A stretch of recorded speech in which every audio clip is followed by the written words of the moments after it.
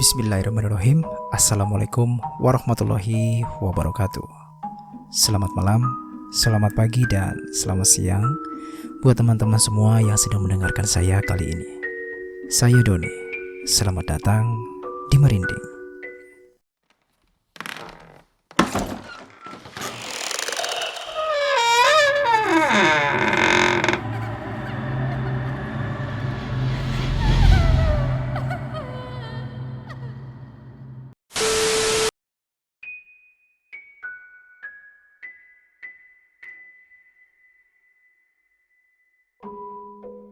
Mungkin hampir 1 bulan atau bahkan mungkin 1 bulan saya tidak upload cerita horor lagi semenjak terakhir itu Kodam Kakek part 3 ya. Nah, kebetulan memang kemarin ini kondisi tubuh saya memang sedang tidak lagi fit, dan juga memang ada beberapa pekerjaan yang cukup menyita waktu saya, sehingga saya belum sempat untuk mengupload cerita horor lagi. Sebetulnya untuk cerita horor sih banyak. Saya sempat baca beberapa cerita horor yang sebetulnya menarik untuk dibawakan.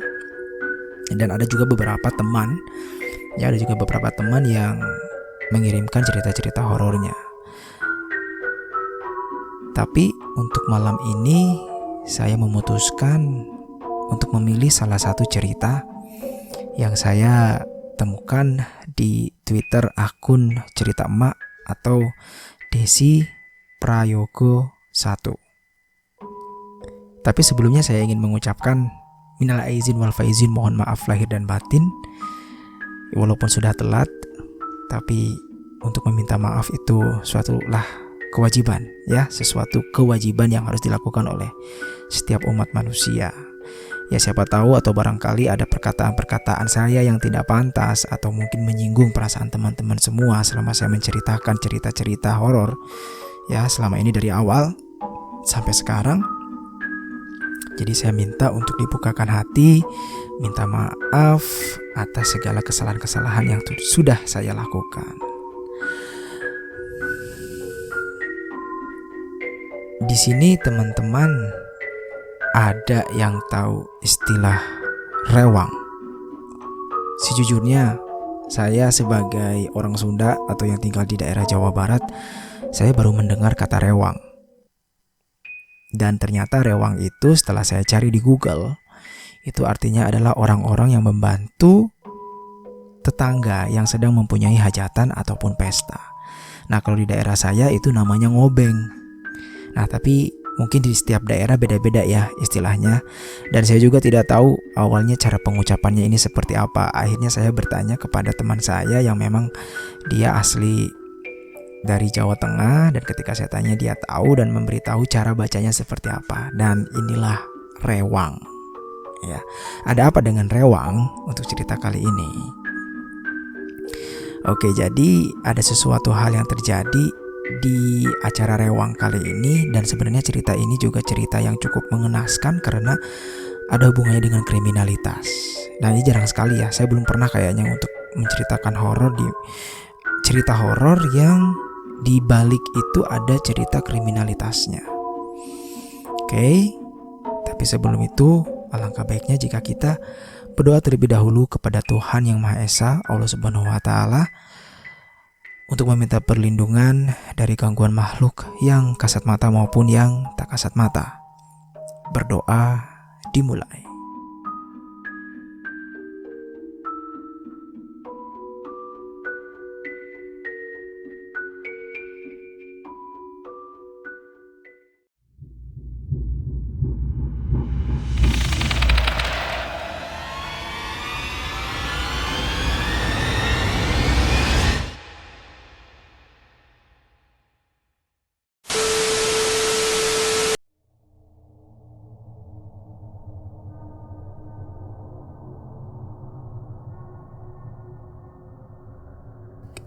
Jadi, cerita ini dikirim oleh narasumber yang bernama Mbak Mutia, yang akrab disapa Mbak Tia.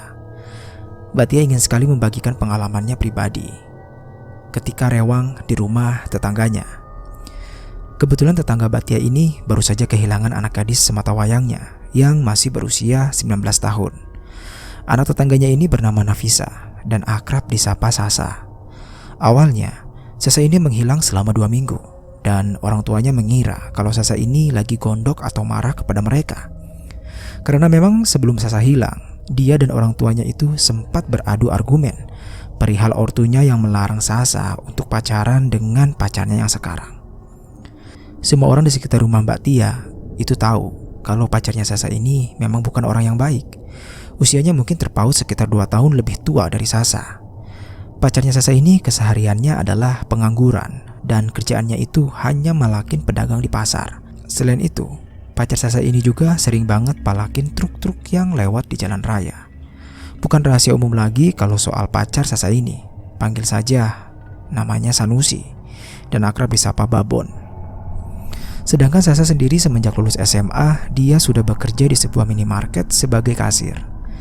Sifat Sasa dan pacarnya ini bertolak belakang, karena Sasa dikenal sama warga sekitar sebagai anak yang sopan, ramah, dan baik anaknya. Makanya, ketika semua orang tahu kalau Sasa pacaran sama Babon, menjadi kaget bukan main. Kok bisa? Orang sebaik dan sepolos Sasa bisa suka sama anak berandalan kayak Babon. Mohon maaf ya, bukannya menjudge si Babon, tapi memang anaknya seperti itu. Ditambah lagi, mereka sudah pacaran sejak Sasa masih duduk di kelas 2 SMA. Kalau menurut penuturan sahabat dekat Sasa yang bernama Uci bilang kalau Sasa ini pernah minta untuk putus dan kejadiannya itu sebelum kelulusan SMA. Permintaan Sasa itu justru membuat Babon marah dan sempat main tangan. Kata Uci, Sasa sempat dipukul dan ditendang. Pukulannya itu awalnya mau diarahkan ke wajah Sasa. Berhubung Sasa bisa mengelak, akhirnya kena lengan tangan kirinya. Lengan kirinya lebam, tapi Sasa mencoba menutupi itu dari orang tuanya. Dengan tanda kutip, Sasa menjalin hubungan selama ini atas dasar terpaksa dan di bawah ancaman Babon. Ya iyalah, Babon dapat Sasa itu kayak dapat rembulan, tapi Sasa dapat Babon itu kayak dapat sampah masyarakat. Uci berkali-kali mendesak Sasa untuk cerita ke orang tuanya. Siapa tahu, dengan Sasa yang cerita, orang tuanya bisa bantu Sasa lepas dari Babon. Tapi Sasa bilang kalau dia cerita ke orang tuanya, Babon mengancam akan membunuh orang tuanya Sasa. Itulah alasannya Sasa memendam semuanya sendiri. Ditambah circle Babon adalah preman-preman kelas berat yang rata-rata adalah mantan napi dengan kasus pembunuhan dan begal. Berkali-kali juga Sasa sering marah-marah dengan dirinya. Kenapa bisa jatuh hati ke Babon? Kalau dilihat-lihat, Babon itu memang ganteng dan auranya itu seperti fuckboy idaman cewek-cewek zaman sekarang yang cuman mau kondo doang gitu. Awalnya Sasa tidak menyangka kalau Babon ternyata ringan tangan dan kasar kepadanya. Pertama Sasa kenal Babon itu orangnya romantis dan penyayang. Sosoknya itu seperti ngomong Sasa banget. Makanya Sasa sampai bisa luluh. Tapi semakin lama Babon semakin terkuak sisi lainnya yang berandal. Bukan hanya sebatas main tangan, Babon juga berkali-kali meniduri Sasa, apalagi ketika Babon dalam kondisi mabuk. Babon akan datang ke rumah Sasa dan langsung masuk lewat jendela kamarnya, terus menyetubuhi Sasa di rumahnya sendiri tanpa diketahui orang tua Sasa. Sasa cuma bisa pasrah dan menangis. Setelah puas, Babon langsung pergi gitu saja seperti tidak ada dosa. Miris. Pokoknya Mbak Tia juga tidak bisa membeberkan lebih lanjut soal ini. Singkat cerita, di tahun 2010, daerah rumah Mbak Tia dibuat geger berita Sasa yang menghilang dari rumah. Warga coba membantu polisi untuk melakukan penyelidikan di rumah Babon. Tapi Sasa tidak ditemukan di sana. Polisi menggeledah rumah Babon tapi tidak menemukan bukti apa-apa. Di lain sisi, polisi masih menaruh curiga sama Babon karena polisi memiliki firasat kalau Babon pasti ada sangkut pautnya dengan hilangnya Sasa. Babon ini anak yatim piatu. Orang tuanya meninggal dunia dalam suatu kecelakaan. Jadi, sejak SMP, Babon tinggal berdua dengan adik perempuannya di rumah itu. Keluarganya yang lain enggan mengurus mereka. Jadi, sejak orang tuanya meninggal, Babon dan adiknya sudah tidak bersekolah lagi. Keseharian mereka mengamen di lampu merah. Sekitar 3 tahun setelah orang tuanya meninggal, adik Babon memilih untuk menjadi TKW dan mulai bekerja di Hong Kong. Sejak saat itu, warga sudah tidak tahu kabar adik Babon dan bahkan tidak pernah balik ke Indonesia untuk menemui Babon. Babon pun sendiri di rumah itu. Entah adiknya sudah enggan bertemu lagi sama Babon atau gimana, warga nggak tahu dan nggak mau tahu juga. Dari kepergian adiknya yang menjadi TKW lah membuat Babon berubah. Dia mulai bergabung dengan anak-anak berandalan dan mulai suka mabok di rumahnya. Bahkan sering sekali warga melihat teman-teman Babon, cowok cewek, keluar dari rumahnya subuh-subuh dalam keadaan mabuk. Warga tidak bisa berbuat banyak karena Babon orangnya mudah tersinggung dan temperamen. Orang-orang saja kalau berpapasan sama Babon cuman berani nunduk. Dan for your information, Babon dan Sasa keduanya sama-sama asli daerah itu. Penelusuran terus dilakukan polisi sekitar hingga 2 minggu lamanya. Masih belum ada kepastian. Secara tiba-tiba, salah seorang warga sekitar menemukan sesosok tubuh perempuan tidak bernyawa di pinggiran sungai sekitar daerah situ. Yang menemukan jasad itu adalah Pak Amir. Beliau kesehariannya adalah mencari lumut dan kebetulan saat itu mau mencari lumut di sungai. Saat beliau melewati semak-semak di pinggir sungai, secara tidak sengaja sendal jepitnya menginjak sesuatu. Dan begitu beliau sibak semak-semaknya, barulah Pak Amir melihat jasad perempuan itu. Pak Amir tidak berani memegang jasad tersebut dan lalu lari ke dalam perkampungan untuk meminta tolong. Barulah warga berbondong-bondong menghampiri ke tempat penemuan jasadnya. Tak lama kemudian, polisi yang dihubungi oleh aparat desa setempat datang. Polisi terlihat mulai mengamankan TKP dengan memasang garis polisi. Semua warga menyaksikan bagaimana polisi mulai mengidentifikasi temuan jasad tersebut dan Pak Amir dimintai kesaksiannya. Lalu polisi membawa jasad perempuan yang sudah membiru itu ke rumah sakit. Awalnya tidak ada yang menyangka kalau jasad perempuan itu adalah Sasa, sebab wajahnya hancur seperti dipukul benda keras seperti palu atau semacamnya. Jadi wajahnya itu setengah hancur dan hanya berlumuran darah yang sudah mengering, ditambah banyak lagi lalat yang menggerubungi tubuhnya. Polisi yang menyelidiki kasus hilangnya Sasa mencoba menyelidiki jasad tersebut lebih jauh. Kemungkinan adalah Sasa yang hilang. Karena ciri-ciri jasad tersebut hampir 90% mirip dengan deskripsi Sasa yang diberikan oleh orang tuanya. Polisi mencoba menghubungi orang tua Sasa untuk memintanya ke rumah sakit. Dan benar saja, begitu kedua orang tua Sasa datang ke rumah sakit, ditemani oleh Pak RT beserta sang istri, dan melihat jasad tersebut, sang ibu langsung mengetahui bahwa itu adalah jasad Sasa. Karena sang ibu melihat anting yang dikenakan jasad tersebut adalah anting Sasa yang dibelikan oleh sang ibu pas dia ultah yang ke-17 tahun. Anting berbentuk lumba-lumba itu menjadi penanda bahwa itu adalah benar milik Sasa. Ditambah lagi, ada tanda lahir di pundak kanan jasad tersebut yang persis bahkan sama dengan tanda lahir yang dimiliki Sasa. Bukan hanya itu, lokasinya pun sama.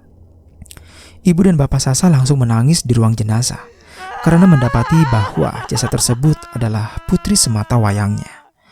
Polisi juga memberitahu kalau kematian Sasa disebabkan karena hancurnya tengkorak kepala bagian depan yang disebabkan oleh pukulan palu. Selain itu, ada bekas jeratan di leher korban yang ukurannya seperti kabel. Kemungkinan korban dicekik terlebih dahulu dengan kabel hingga tak sadarkan diri.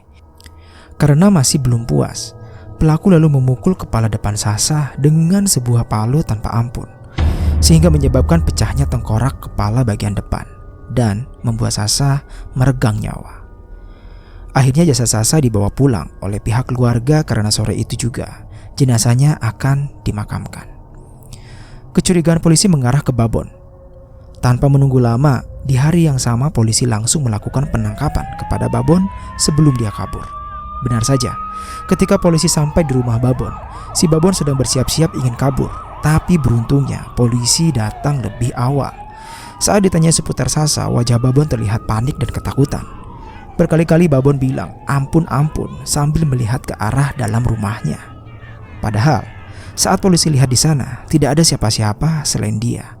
Dari situ, polisi merasa sangat yakin kalau Babon ada sangkut pautnya dari hilangnya Sasa hingga kematiannya. Kemungkinan besar dia didatangi oleh arwah Sasa. Polisi langsung membawa Babon yang ketakutan gak jelas, setengah menangis-nangis sendiri tanpa sebab. Terdengar suara teriakan, cacian, dan hinaan yang dilontarkan masyarakat sekitar kepada Babon atas apa yang telah dia perbuat. Sesampainya di kantor polisi pun Babon masih terlihat ketakutan gak jelas. Polisi sempat kesusahan bertanya kepadanya, sampai salah satu polisi membentak saking gemasnya. Barulah di situ Babon tanpa dipaksa dia kooperatif dalam memberikan pernyataan. Dia mengaku kalau telah menculik dan membunuh Sasa. Semuanya dia lakukan seorang diri tanpa bantuan siapapun. Jadi 2 minggu sebelum Sasa ditemukan, dia dan Sasa terlibat pertengkaran di rumah Babon.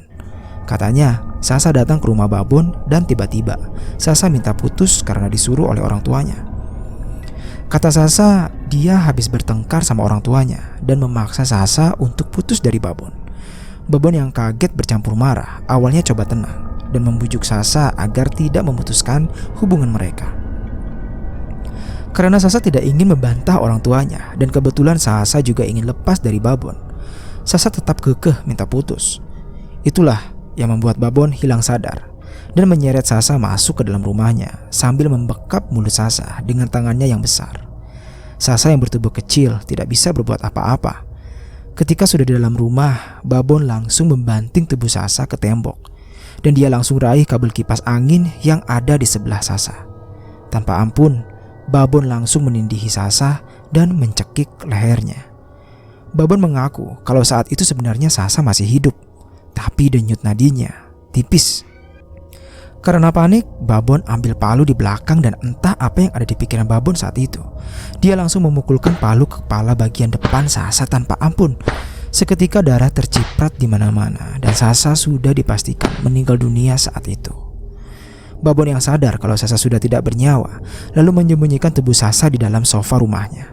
Jadi, bawah sofa itu dia bedah dan keluarkan semua isinya. Lalu tubuh Sasa dia masukkan dan tetap dikasih isi sofanya agar tetap terlihat empuk.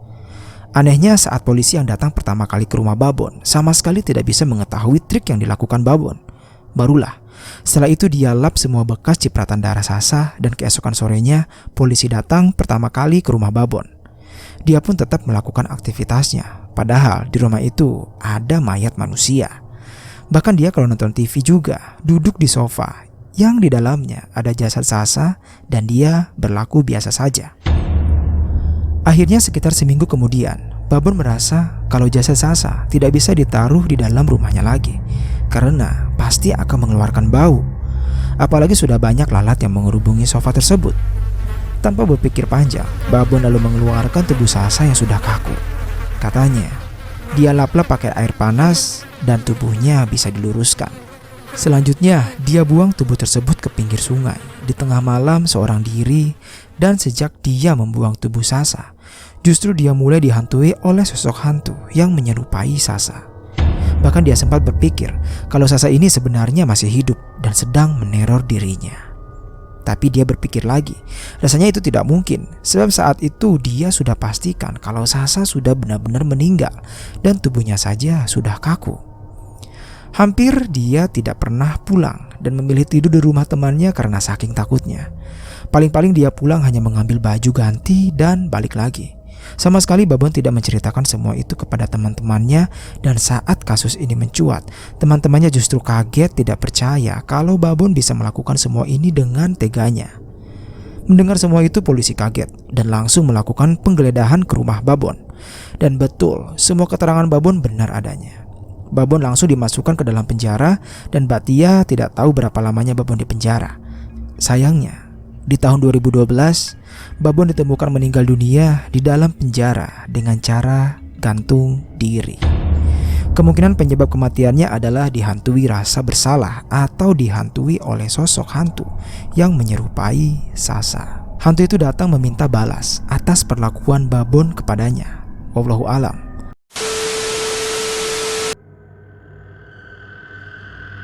Nah, itu tadi sedikit alur cerita tentang kasus Sasa yang Mbak Tia dapat dari warga sekitar, ibu Sasa sendiri, dan bahkan dari Uci yang kebetulan adalah adik sepupu Mbak Tia.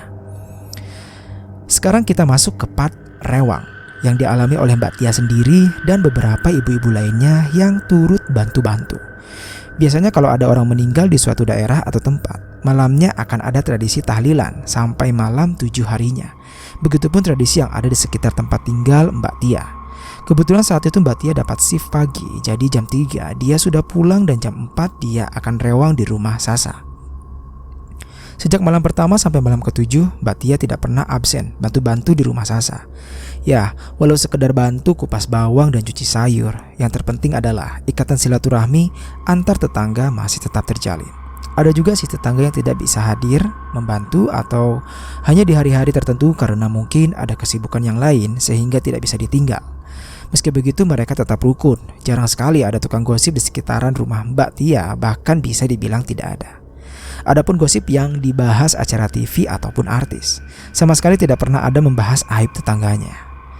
Singkat cerita, sampai malam ke-6 tidak terjadi apa-apa, dan ya, berjalan proses tahlilan seperti biasanya. Hingga datanglah malam ke-7 harinya mendiang Sasa. Entah mengapa situasi sekitar lingkungan rumah Mbak Tia terlihat sunyi, senyap, dan hening. Bahkan sejak sore, sama sekali tidak ada kendaraan muda-mudi yang lewat, padahal saat itu adalah malam minggu. Biasanya anak-anak muda di tempat itu dari sore sudah berkelana dengan motor mereka yang berknalpot aneh-aneh bunyinya. Mbak Tia tidak terlalu menanggap hal itu yang gimana-gimana, mungkin mereka sibuk dengan hal yang lain. Saat hendak berjalan ke rumah Sasa untuk rewang, di tengah jalan Mbak Tia bertemu dengan 3 orang ibu-ibu yang juga akan rewang di rumah Sasa. Barenglah Mbak Tia dengan ibu-ibu itu, tapi tahu-tahu mereka mulai membicarakan hantu-hantuan dan tak lama ibu-ibu ini menyeletuk nama Sasa. Kaget Mbak Tia, karena baru kali ini dia mendengar dengan sendiri tetangganya gibahin anak tetangganya, dan bahkan baru saja meninggal. Mbak Tia tidak ikut meladeni dan hanya sebatas mendengarkan. Di situ Mbak Tia mendengar kalau anak ketiga ibu-ibu ini katanya habis dihadang oleh hantu yang mirip Sasa sewaktu pulang kerja. Kebetulan salah satu anak ibu-ibu itu adalah rekan kerja Sasa di tempat yang sama. Katanya, sosok hantu yang mirip Sasa ini tiba-tiba nyegat mereka di waktu yang berbeda dengan kondisi tubuhnya yang mengenaskan. Ada darah di mana-mana dan yang paling seramnya, ada darah yang mengucur dari atas kepalanya. Jadi, darahnya itu mancur kayak air mancur. Padahal anak-anak ibu-ibu ini pulangnya juga masih sore, sekitaran jam 9 malam. Sampai-sampai semenjak kejadian itu anak-anak mereka terpaksa ngekos kalau pas kedapatan shift 2. Jadi tidak harus pulang ke rumah. Dan tak terasa mereka sudah sampai di rumah Sasa. Mbak Tia langsung mengambil bagian dan mulai rewang. Saat itu Mbak Tia ke bagian nyuci sayur. Otomatis dia harus ke belakang rumah Sasa untuk menyuci sayur. Ke belakanglah dia. Dan di sana dia melihat ada satu cewek pakai gamis putih, terus rambutnya panjang terurai. Ada selendang putih yang dikenakan cewek itu, tapi cuman disampirkan saja. Mbak Tia melihat kalau cewek ini sedang mencuci piring. Duduklah Mbak Tia di sebelahnya. Karena suasananya canggung, Mbak Tia coba membuka obrolan. Tapi perempuan ini diam saja. Ya sudah, Mbak Tia lanjut nyuci sayur. Pas Mbak Tia nyuci sayur, tiba-tiba orang ini berdiri membelakangi Mbak Tia dan masuk ke dalam rumah. Pikir Mbak Tia, oh mungkin keluarganya Sasa. Karena kalau ibu-ibu sekitar pasti lewatnya samping, gak lewat dalam rumah. Kan di samping rumah Sasa ini ada jalan kecil kayak lompongan gitu yang mengarah ke halaman belakang rumahnya, dan ada sumur di belakang situ. Nah, Mbak Tia ini juga gak tahu ya itu ibu-ibu atau masih muda. Jadi yang dia lihat itu pokoknya cewek ya. Dia itu adalah wanita. Nah, gak pamit atau permisi, orang ini ngacir saja masuk dan ninggalin sandalnya di situ. Mbak Tia langsung matiin air keran dan manggil-manggil perempuan tadi, tapi kayaknya cewek itu sudah ke depan, jadi nggak dengar apa-apa.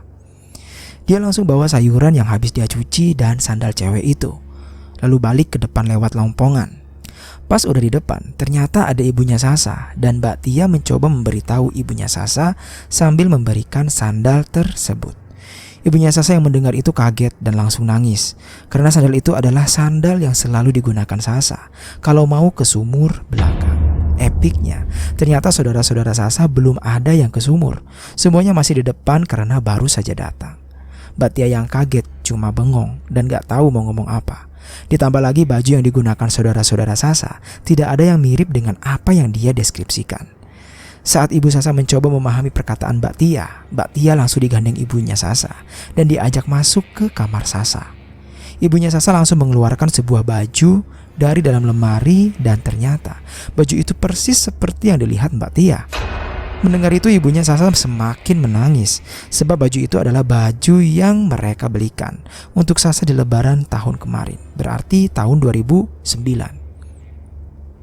Mbak Tia mendengar itu langsung lemas, bingung mau ngapain dan langsung izin untuk kembali ke depan, meninggalkan ibunya Sasa yang menangis sambil memeluk baju tersebut. Waktu Mbak Tia mau keluar, pas di pintu kamar, tubuhnya seperti ditabrak oleh seseorang yang seakan ingin masuk ke dalam kamar. Pahamkanlah ya. Jadi posisi Mbak Tia ini mau keluar, terus tabrakan sama entah itu siapa yang posisinya mau masuk dan itu jelas banget kerasanya. Benar-benar kayak ditabrak sama tubuh orang. Nah anehnya, pas spontan dia balik badan, Mbak Tia tidak melihat siapa-siapa selain ibunya Sasa yang menangis di dalam kamar. Masih dalam kondisi bengong dan bingung, Mbak Tia kembali ke depan bersama ibu-ibu yang lain. Mbak Tia juga meminta agar dirinya tidak dapat bagian yang berhubungan dengan sumur belakang. Kalaupun harus ke belakang, dia minta ditemani. Di situ ibu-ibu mulai heboh dan bertanya-tanya kepada Mbak Tia. Tapi Mbak Tia enggan menjelaskan dan meminta agar ibu-ibu tetap melanjutkan pekerjaannya saja. Salah satu ibu-ibu di situ berbisik ke Mbak Tia. "Gak usah kaget ya, Bude kemarin juga ditemani Sasa pas malam ke-6. Waktu itu Bude cuci daging di sumur. Tiba-tiba ada Sasa duduk di pinggir sumur. Tanya, 'Cuci daging tade?' Ya Bude jawab, 'Iya nak. Buat tahlilanmu. Kamu ngapain di sini? Cepat masuk. Habis gini surup.'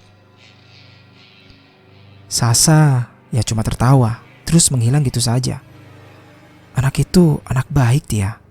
Jangan takut. Mungkin datang itu ya hanya pamit sama kamu.' Mbak Tia hanya membalas perkataan ibu itu dengan, 'Sudah dong Bude jangan malah nakutin aku.' Ibu-ibu hanya tertawa melihat tingkah lucu Mbak Tia yang ketakutan. Hingga tahlilan 7 harinya mendiang Sasa pun digelar. Dan semua orang yang ada di tempat itu menyaksikan ada seperti asap berwarna putih tebal yang keluar dari kamar Sasa menuju keluar. Karena semenjak Sasa meninggal, pintu kamarnya tidak pernah ditutup.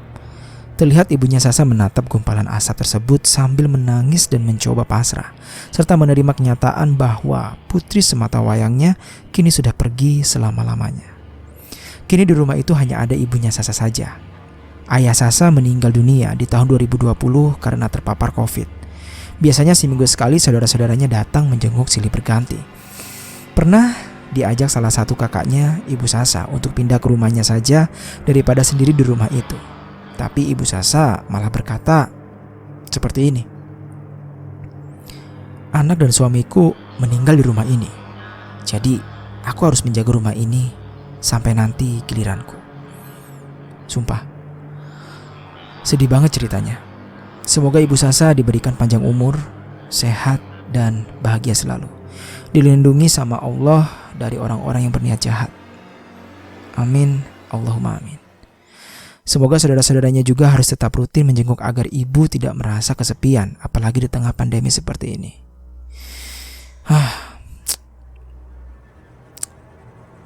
Buat Mbak Tia, terima kasih sudah mau berbagi ke kita. Dan sampaikan salam saya untuk ibunya Sasa.